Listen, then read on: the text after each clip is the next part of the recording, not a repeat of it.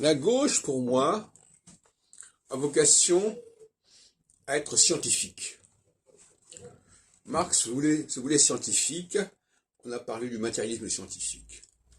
C'est-à-dire que c'est en fin de compte quelque chose qui est de l'ordre de la recherche. La gauche est le monde de la recherche, contrairement à ce qu'on pourrait croire. Et c'est la droite qui est populiste.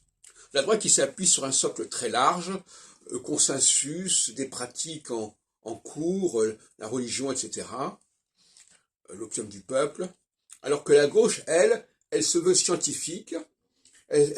Quand on dit par exemple le Capital de Marx, on sait très bien que c'est un travail personnel, un travail de recherche, qui relève d'une personne bien précise.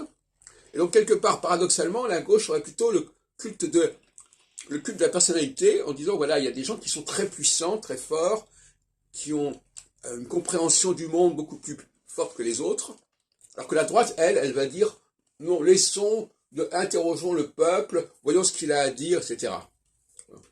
C'est pour ça que De Gaulle, qui est quand même un homme de droite, a favorisé en 1962 l'émergence d'une consultation populaire pour l'élection du président de la République, alors que la gauche a contesté cette évolution. Le gouvernement Pompidou a été mis en minorité à cause de ce projet de révision constitutionnelle. Et par qui? Par la gauche. Donc il faudrait que les choses soient très claires. La gauche se veut scientifique. La gauche se veut fondée sur des recherches